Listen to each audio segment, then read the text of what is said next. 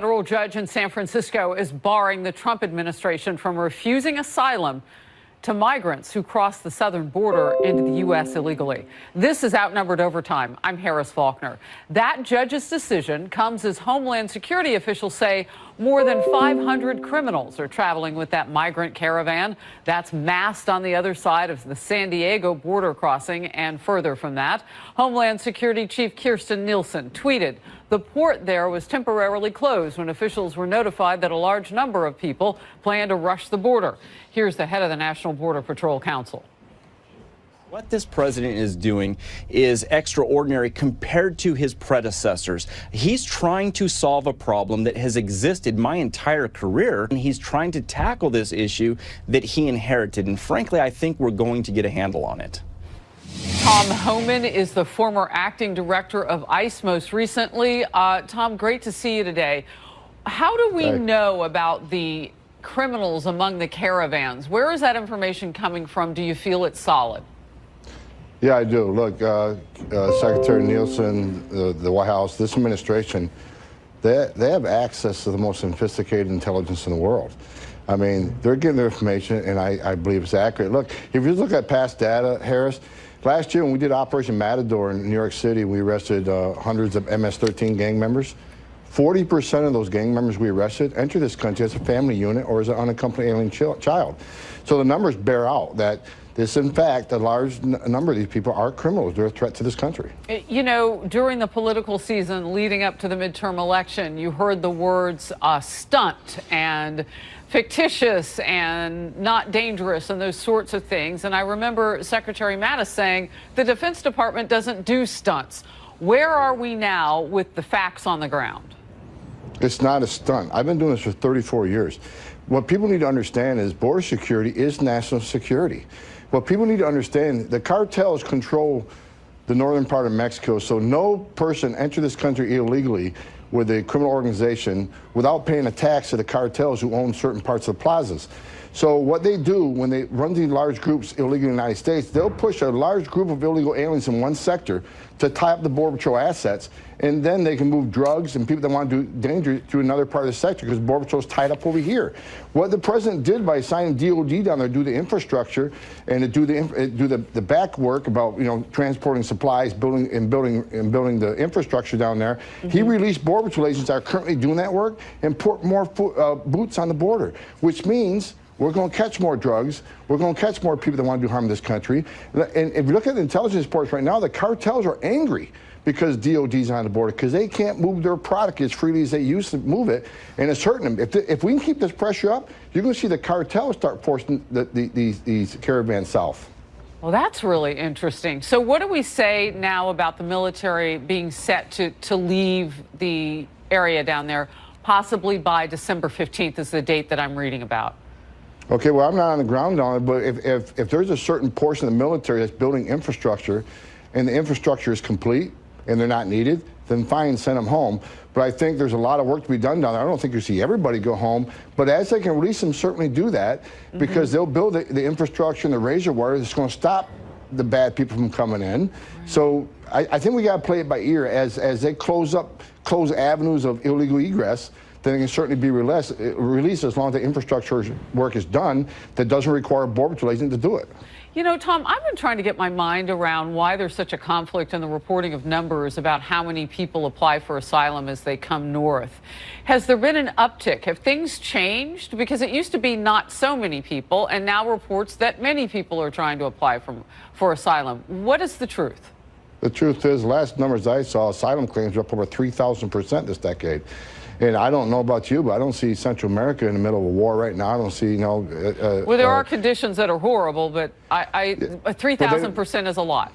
Yeah, and look, and bottom line is, Fox has been with this caravan from day one, and you hear these people talk about that they want a better life, they want a job, they want to come to the United States to rejoin family. That doesn't qualify for asylum. But what they know is if they come to the border and they make those magic words and say those magic phrases, they can get a foot into the United States and in the past get released, either not to show up in court. If they show up in court and get a final order, they don't leave. So it was an open border. Now we have a president that says, no, this country's not open to illegal immigration. We're going to follow the law. and we're going to make you come to the port of entry, and so we can meter you in, make sure we know who you are. You'll get your due process. But now you got some federal judge that says that he can't stop those from claiming asylum entering illegally in the United States. This president, everything he's doing operationally to protect this country, he's being met with lawsuits. But we'll certainly, I think he's going to win this lawsuit just like he did the so-called travel ban. They'll win this eventually, but again, some liberal judge in the Ninth Circuit is trying to stop this president from protecting our borders. So, you know, Tom, when you look at who's coming across the border and what we're going to need to do with them, if what you're saying is true, that very few of them are really going to qualify for asylum, where do we put all these people? Because the detention centers are full. And I made the comment on Outnumbered last hour. The president had talked about tents. I think people in Arizona might be a little sensitive to tents after what's gone on in their state with former Sheriff Arpaio. What are the answers for what are we going to do with these people while they wait or whatever happens? So to be clear to your audience, Harris, 91%, the latest data on asylum seekers is 91% of Central Americans who pass the credible fear interview on the border do not get credible fear from an immigration judge because they're presenting fraudulent claims that don't qualify under the rules of asylum, escaping fear, persecution because of religious or their political, positions. So the facts are facts. 9 out of 10 will lose their case, which means it's loaded with fraud and frivolous claims. But what we do is what the president's doing. He's building, tent cities. Are you in favor of that? Absolutely. We got to detain them because here's the issue, and here's why these caravans keep coming. If we don't detain them long enough to see a judge and they get released, many don't show up in court. And even if they do show up in court, 90% get told no, and less than 5% have left the United States. So it is an open borders policy. It had to be detained. I'll give you an example. Back in 2014, when these families first started, and I was still with ICE, we built the first family detention center. We held them long enough till they saw a judge. Most of them lost their cases. We filled planes full of these people and sent them back to Central America, and the numbers on the border declined drastically because we have shown as a nation we're a nation of laws. You can't commit fraud and expect to stay. But it wasn't until, again, the Ninth Circuit ruled you can only hold them for 20 days. The process doesn't happen that quick, the immigration court. So now they get released before they see a judge.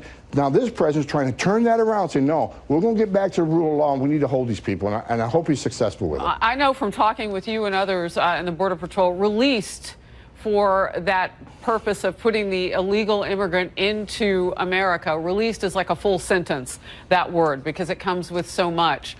Tom Homan, thank you very much. Thank you. Good to see you. I want to bring in now Michael Moore, former U.S. Attorney for the Middle District of Georgia. Also good to see you today.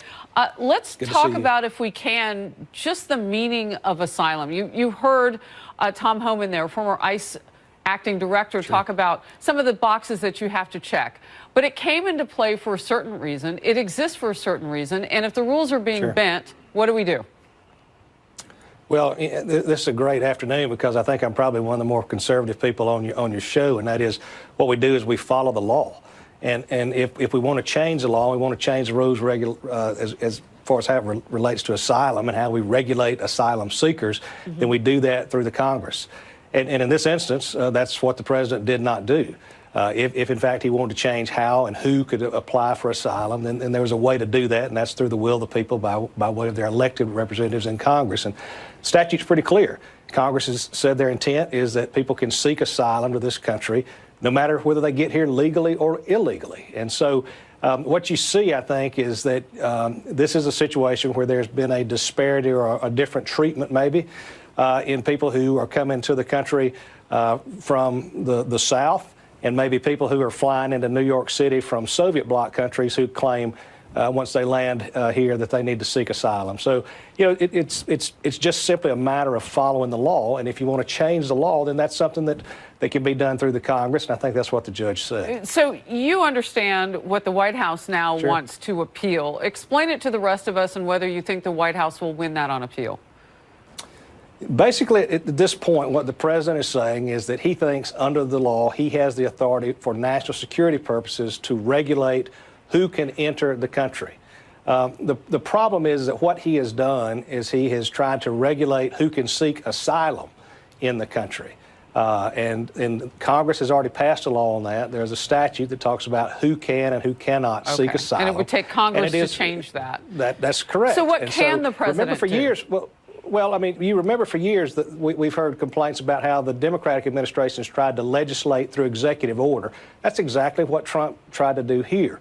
So there's a way to do it. So let's say, for instance, he wants to say, we're not going to let people in the country at this particular time because we've been under attack, or we're going to block certain areas where it's not discriminatory against their religion or their national origin because of some specific intel that he's had on national security. Those are things. Isn't he doing that, though? Excuse me, Michael, I don't want to interrupt, but I have limited time with you. No, you're not interrupting. Isn't the president doing that when he says that he has solid information? When we hear Secretary Nielsen say there are some 500 criminals among a group that are close to the San Diego border, and that is what they're looking at. Is that the kind of issue, if you will, that the president could use to do it exactly what you're describing?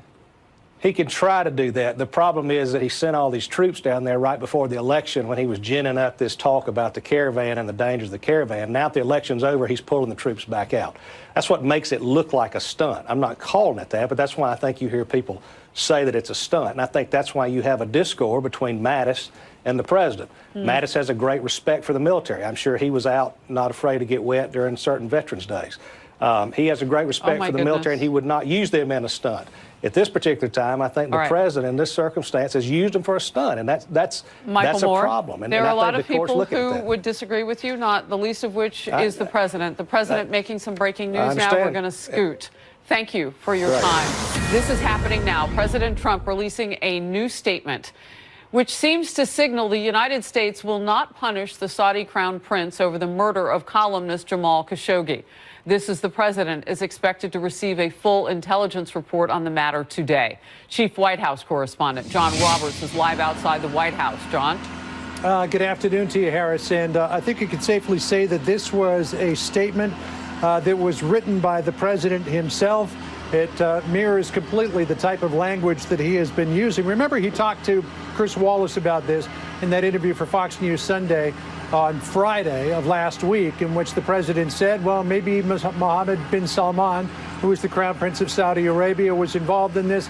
Maybe he wasn't. And the statement mirrors that language. The president saying King Salman and Crown Prince Mohammed bin Salman vigorously deny any knowledge of the planning or execution of the murder of Mr. Khashoggi. Our intelligence agencies continue to assess all information, but it could be very well that the Crown Prince had knowledge of this tragic event. Maybe he did, and maybe he didn't. The president also in this statement raises some questions about Jamal Khashoggi himself, saying representatives of Saudi Arabia say that Jamal Khashoggi was a, quote, enemy of the state and a member of the Muslim Brotherhood. But my decision is in no way based on that. This is an unacceptable and horrible crime. So the president's saying, on the one hand, it's an unacceptable and horrible crime. And by the way, people in Saudi Arabia say he was an enemy of the state. So the president floating that idea, but then at the same time kind of tearing it down. The president also saying we may never know all of the facts surrounding the murder of Jamal Khashoggi. In any case, our relationship is with the Kingdom of Saudi Arabia. The president repeating in this three-page statement what he has said in the past, that he signed some big contracts a year ago, May, with Saudi Arabia worth some $450 billion. He doesn't want to jeopardize those by sanctioning the leadership of Saudi Arabia and then potentially handing those contracts over to players from Russia or China. The president also pointing out that 17 Saudis have been sanctioned by the United States in connection with the death of Jamal Khashoggi. So that appears to be as far as the president is going to go. He is going to get that report from the intelligence agencies on who they believe is behind it. But the president already laying down a marker, Harris, that the United States has sanctioned the people that it believes should be sanctioned, and that the president is, at least for the time being, giving Mohammed bin Salman and King Salman a pass when it comes to the death of Jamal Khashoggi. Harris? So Turkey all along has said it has at least one tape, audio, video. We don't know the complete components that they have in terms of the killing of Khashoggi. The president saying yesterday he didn't want to watch the tape at hand. Or hear it. It was an audio tape. What do we know about the evidence that the CIA would have looked at, and what the president has or does not have in terms of not watching the tape?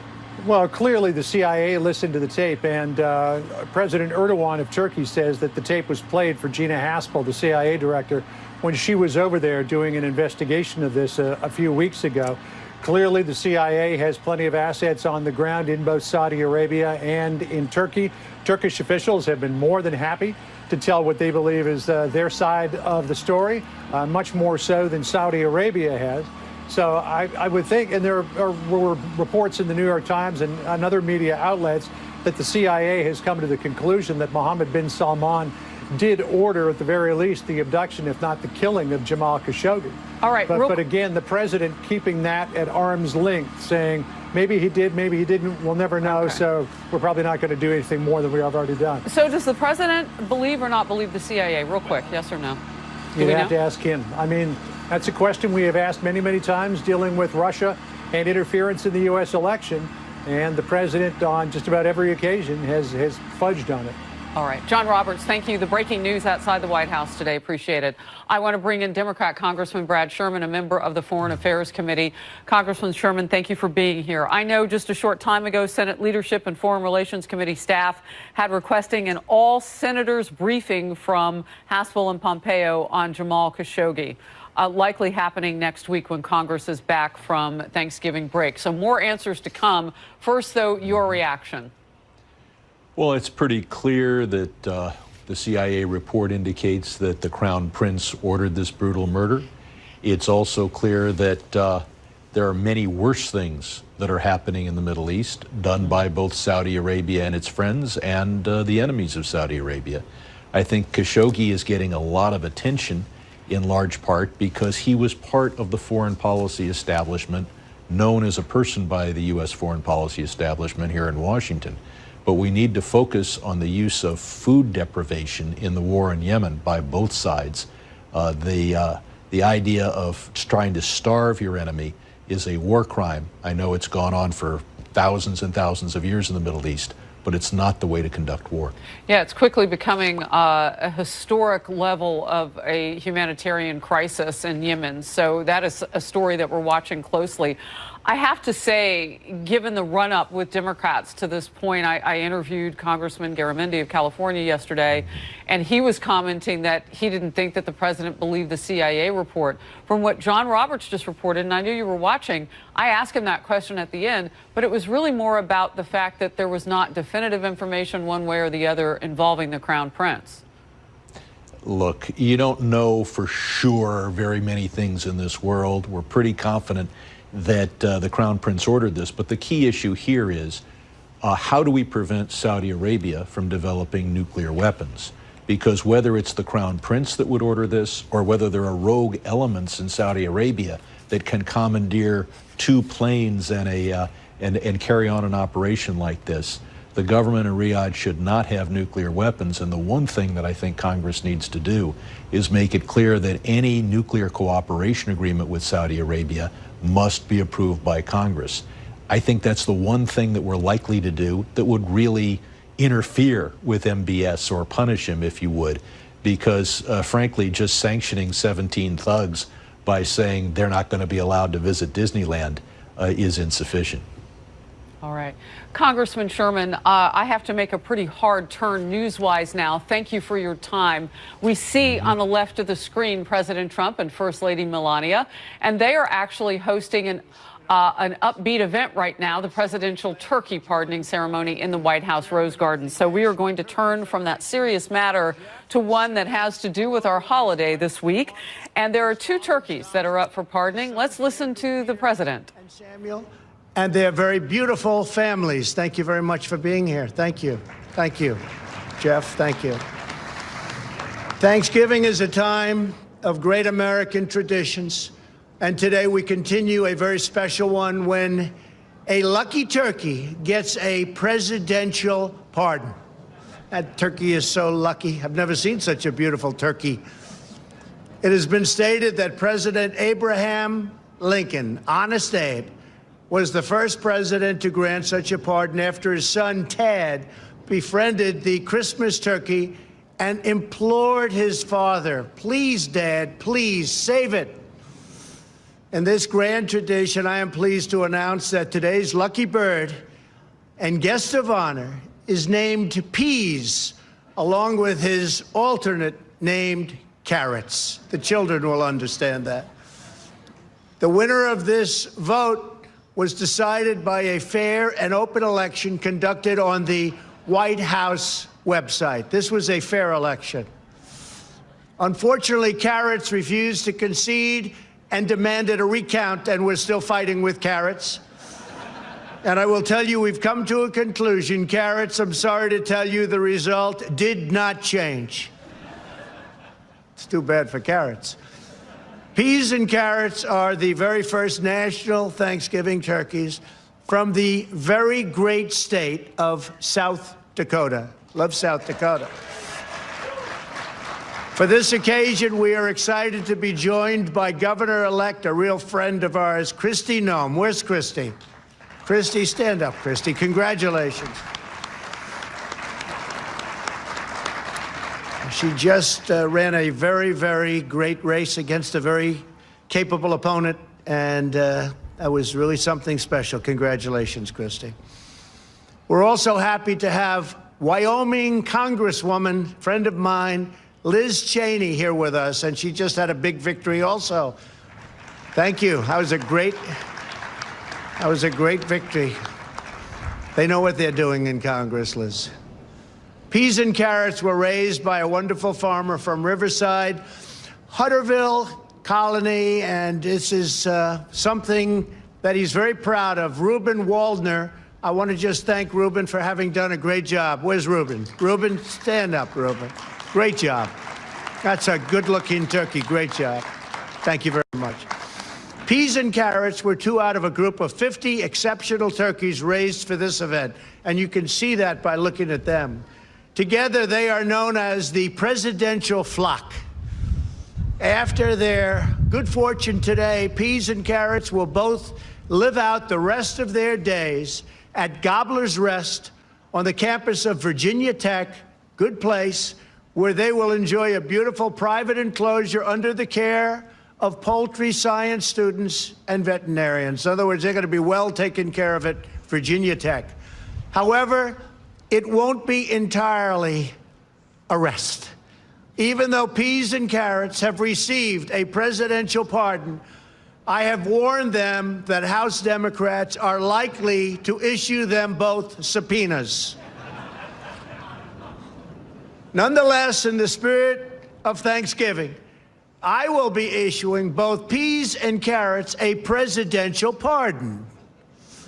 Unfortunately, I can't guarantee that your pardons won't be enjoined by the Ninth Circuit. Always happens. They're guaranteed. All joking aside, this is a time for Americans to unite together in a spirit of love, understanding, unity, and joy as one very proud American family. Our nation is doing well. We are now at the beginning of a national period of Thanksgiving. And as we pause to give thanks for all of the blessings that we've been bestowed, it really has been blessing after blessing after blessing. We're all very thankful. And we also pray for those in need, especially our fellow citizens impacted by the devastating wildfires in California, where I just came back. I've never seen anything like it. Probably nobody has. All American hearts are joined with theirs. We give thanks for the family, friends, neighbors, and loved ones who enrich our lives, lift our spirits, and fill our days with joy. And we give thanks to God, who continues to shed his almighty grace upon this magnificent land that we all love so very much. We are truly blessed to be Americans. This is an incredible time for our country. Prosperity is soaring all across our land. We are especially thankful for the men and women who protect our families and who protect our flag. As we gather together this week with those we love, we share our gratitude to all of those who spend this holiday very, very far from home, serving in our military overseas. We send our eternal gratitude to the heroes who keep America safe, strong, proud, prosperous, and free. And we ask God to always watch over these incredible, brave Americans as they faithfully defend our nation and as they defend our home. Now it's time to grant peas and carrots the pardon they've been waiting for. They are extremely lucky birds. Thank you, everyone. Have a very, very happy Thanksgiving. God bless you all, and God bless America. Thank you very much. Thank you. Thank you very much.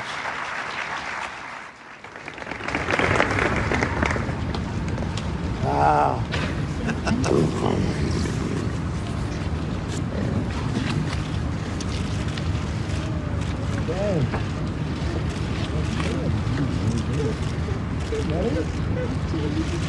Peas, I hereby grant you a full pardon.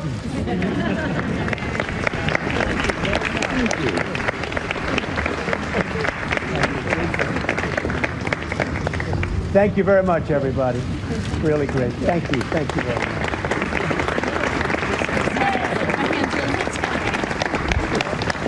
Okay, I have a lot of details on peas. First of all, that's a 39-pound bird, 30 inches tall. He likes to listen to Brad Paisley. He snacks on popcorn. He's boisterous in his style. He likes ice fishing and watching planes go by.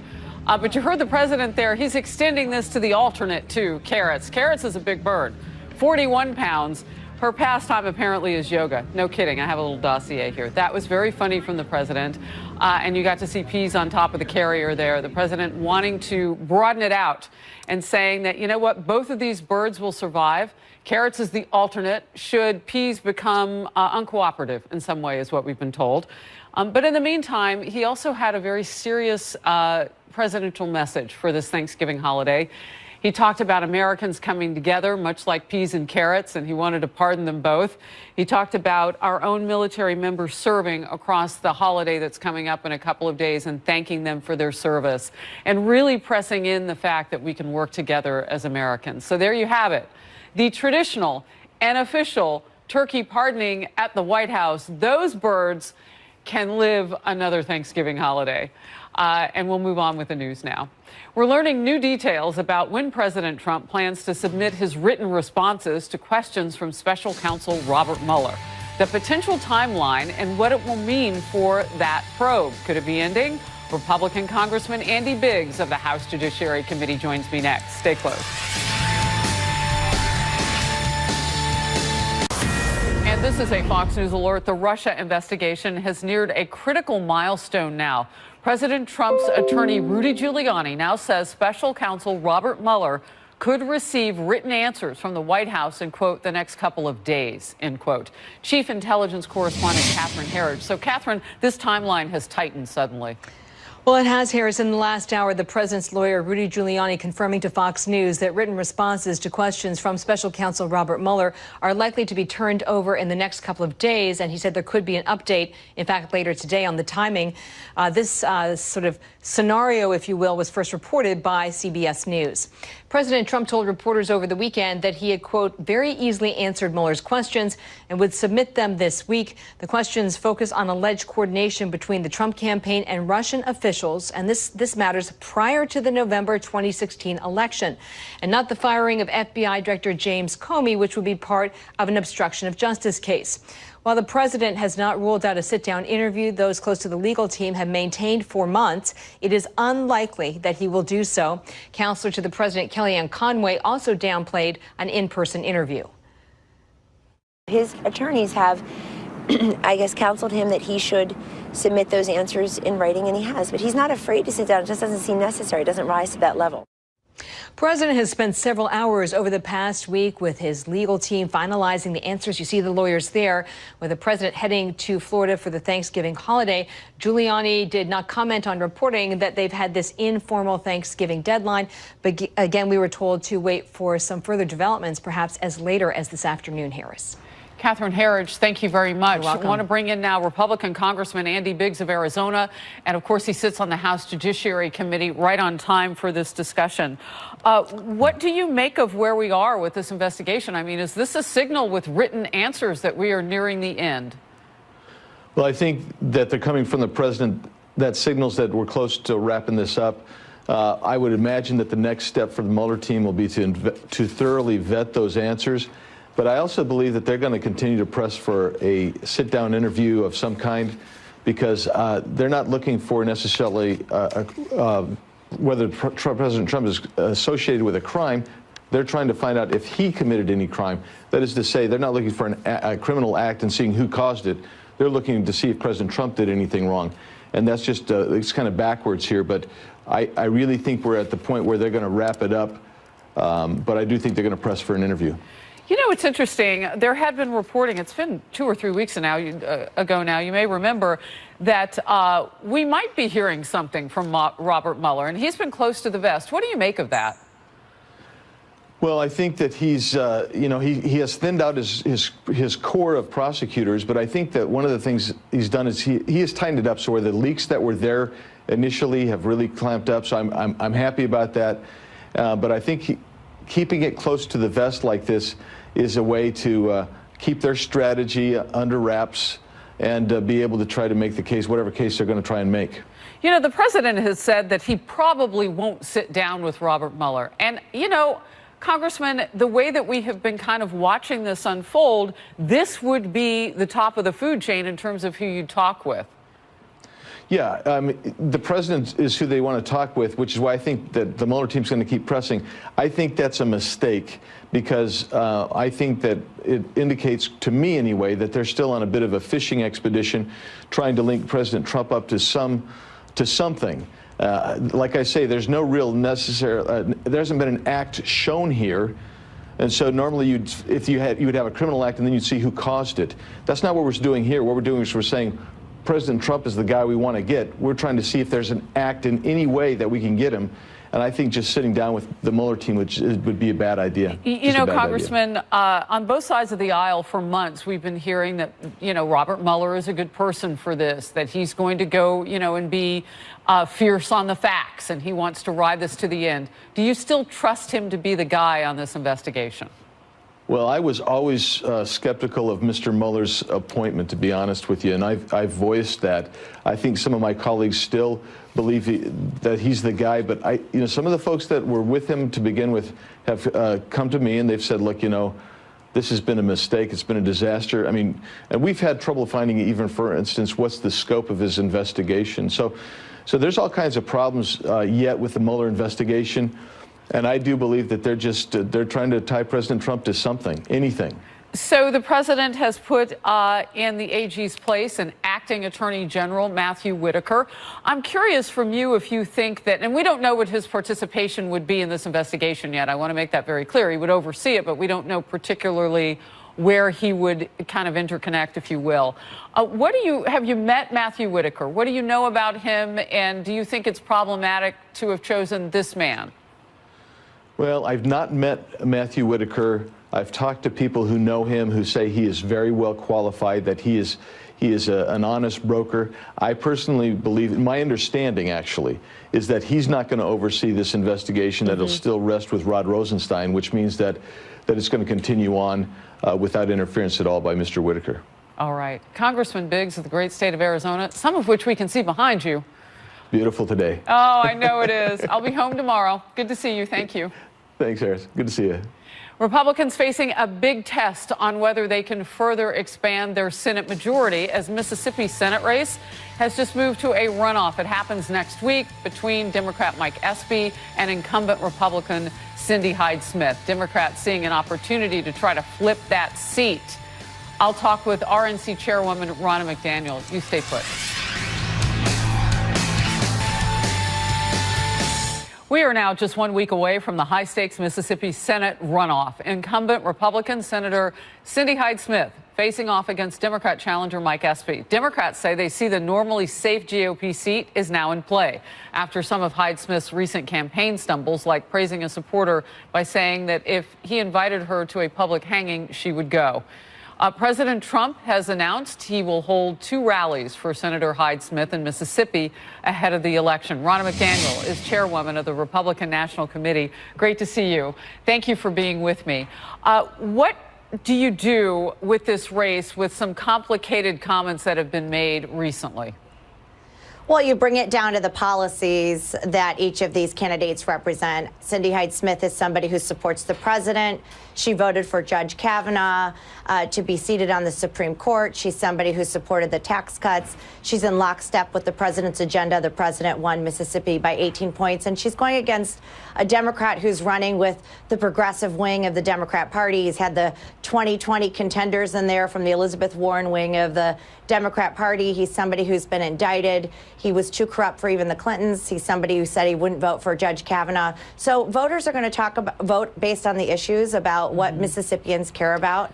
And I think that ultimately Cindy Hyde-Smith gets reelected to the Senate. You know, Chairwoman, you and I have talked before about how the RNC doesn't really get into the nitty-gritty on these local races. But it's Mississippi, which has a particularly horrible history when it comes to hanging. And so that kind of a comment, I'm wondering, how do you deal with that? Or is that something that you at the RNC would weigh in on? Well, you know, I spent time with Cindy last night. She said, obviously, those comments were not intended that way. She said those, you know, that choice of words was not intended in any way to re-bring up that history. That's not something that she's going to do as a senator. She's going to represent every Mississippian. People there know her heart. They know her values. And Democrats are using this to divide, and she wants to unite the people of Mississippi. Did she say it was a joke or a mistake? I think the people there know her. She served as the in the Senate. She served as the Secretary of Agriculture. And if you spend time with her, you know that that is not at all what she intended with those comments. And she's made that very clear. Let's talk about big picture. And I think it was a week before the midterm election, you and I were discussing the history that could be made in terms of the Senate with Republicans picking up seats. And you've done that. That's exactly what has happened. Yes. So historically, in that first midterm of a sitting president, you lose on average 3 seats. We've picked up 2. We took out 4 incumbent Democrat senators in Florida, Missouri, Indiana, and North Dakota.